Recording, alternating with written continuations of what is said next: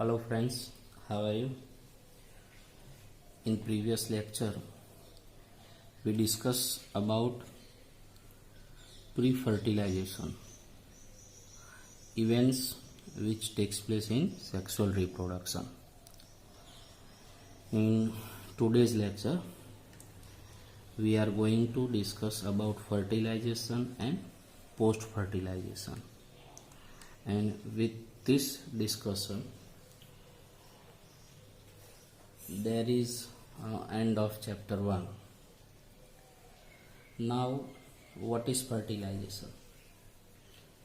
Fertilization is a process in which haploid male and female gametes unite, or you can say fuse with each other, and the resulting structure is formed is a diploid zygote.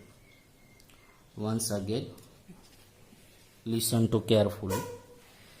Fertilization is a process where haploid male and female gamete unites, fuse with each other, and the formation of diploid zygote takes place is known as fertilization. This process is also known as syngamy. MCQ में ये words पूछ सकते हैं. This process is also known as syngamy. अब ये बात हो गई कि इसमें मेल और फीमेल गैमेट्स यूनाइट होते हैं और उसकी वजह से जो सेल प्रोड्यूस होता है उसको हम बोलते हैं zygote.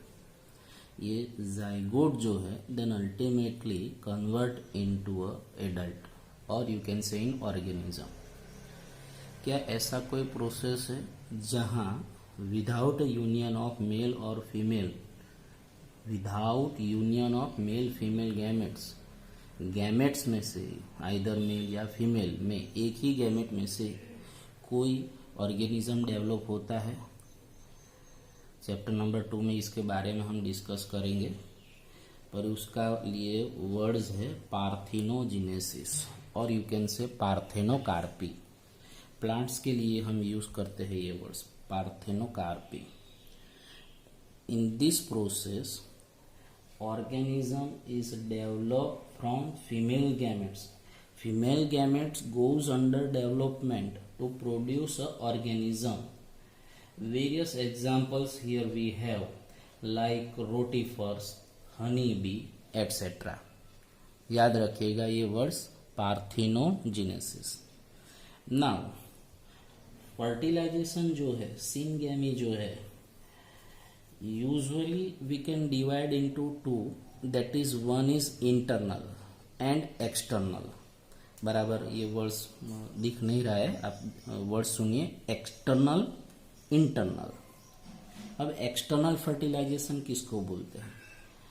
A fertilization which takes place outside the organism body. Generally female body में फर्टिलाइजेशन होता है in internal fertilization. Here fertilization takes place outside the organism body. Usually we found it in aquatic organisms such as algae, fish, amphibians, etc. Most of time in such type of external fertilization, water is used as a medium. In this fertilization, large quantities of gametes are produced, or you can say a zygote is produced. Why? Chances of fertilisation जो होते हैं वो ज़्यादा हो जाते हैं. अगर large quantity में गैमेट प्रोड्यूस होते हैं तो फर्टिलाइजेशन का चांसेस बढ़ जाता है. इसलिए यहाँ पे ऑफस्प्रिंग भी ज़्यादा क्वांटिटी में बनते हैं. दैट मीन्स जाइगोट भी ज़्यादा क्वांटिटी में बनते हैं. पर फिर भी ये क्यों बनाने पड़ते हैं, अगर आप इसके लिए सोचें तो यहाँ पे एक्सटर्नल फर्टिलाइजेशन में एक डिसएडवांटेज है. जो ऑफस्प्रिंग होते हैं दे आर एक्सट्रीमली वल्नरेबल. वो वल्नरेबल होते हैं. जो प्रे और प्रीडेशनशिप का एक कॉन्सेप्ट है उसमें ये एग्स जो है, आप बोल सकते हैं ऑफस्प्रिंग जो है, जो जाइगोट है, ये यूजुअली अदर एनिमल्स द्वारा फीडअप हो जाते हैं। Then internal fertilisation, fertilization which is takes place inside the organism body, usually I told you that is female. Such type of internal fertilization we found in fungi, bryophyta, pteridophyta, reptile, aves and mammals. Here eggs are formed inside the female body where they fuse with the male gametes. फिर से एक बार बोलता हूँ, in internal fertilization eggs are formed inside the female body where they fuse with the male gamete. Usually यहाँ produce जो sperm होते हैं वो लार्ज क्वांटिटी में प्रोड्यूस होते हैं, क्योंकि उनको एग्स के साथ एग के पास पहुँचना होता है। वो मोटाइल होते हैं और एग्स जो होते हैं वो कम मात्रा में होते हैं, that is in small quantities. तो ये सब हो गया फर्टिलाइजेशन के बारे में। Now post fertilization events, what is post fertilization और which are the process which is involve in post fertilization.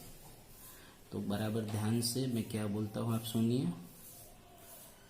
Events in sexual reproduction after formation of zygote, जो घटनाएं जाइगोट फॉर्म होने के बाद घटती है उसको हम बोलते हैं पोस्ट फर्टिलाइजेशन। पोस्ट फर्टिलाइजेशन में टेक्स्ट बुक में 2 पॉइंट दे रखे हैं। पहला पॉइंट जाइगोट के बारे में डिस्कस किया है। जाइगोट के बारे में हम बहुत सारी बातें ऑलरेडी क्लास 11th में आप कह सकते हैं कर चुके हैं, सो यहाँ पे वो हम डिस्कस नहीं करते हैं। एक और पॉइंट डिस्कस करते हैं, that is embryogenesis. Second point embryogenesis, that means post fertilisation का जो इवेंट है उसको हम 2 पॉइंट में डिवाइड करते हैं। Formation of zygote, that is about zygote, and second point is embryogenesis. Now what is embryogenesis? Embryogenesis is a process which refers to development of embryo from the zygote. Zygote जो बना है उसमें से embryo बनने का जो process है, zygote में से जो एम्ब्रियो बनने का प्रोसेस है उसको हम बोलते हैं एम्ब्रियोजेनेसिस। याद रखिएगा वर्ड्स, यहाँ पे मैंने लिखा नहीं है, embryogenesis. During embryogenesis zygote undergoes cell division. During embryogenesis, zygote undergoes cell division and that is mitosis. That is mitosis. उसके बाद सेल डिफरेंशिएशन होता है। पहले सेल डिवीजन होता है जो माइटोसिस होता है, और फिर उसके बाद होता है सेल डिफरेंशिएशन। अब अगर हम बात करते हैं एम्ब्रियोजेनेसिस में डेवलपमेंट ऑफ एम्ब्रियो की, तो एनिमल और प्लांट में हम डिस्कस करेंगे थोड़ा सा। प्लांट के लिए तो खैर पूरा चैप्टर 2 है ही, वहाँ हम डिस्कशन करेंगे कि भाई जैसे ही फर्टिलाइजेशन होता है तो ओव्यूल का क्या होता है, द वॉल ऑफ ओवरी किस में कन्वर्ट होती है, वो सब ऑलरेडी हम 11th में भी थोड़ा बहुत कुछ पढ़ चुके हैं, और 12th में ये चैप्टर नंबर 2 है उसमें डिस्कस करेंगे। In animal we have 2 words, that is one is oviparous, another one is viviparous. Now ये किसके पर आधारित है? It is based on whether the development of zygote takes place outside the body of female parent or inside. ये जो 2 words है वो based है whether the development of zygote takes place outside the body of the female parents or inside. बराबर है। In oviparous animals like reptiles and birds, the fertilized egg covered by calcareous cell, कई लोग calcareous बोलते हैं, कई लोग calcareous भी बोलते हैं, are laid in safe place in environment। तो ये हो गया oviparous। अगर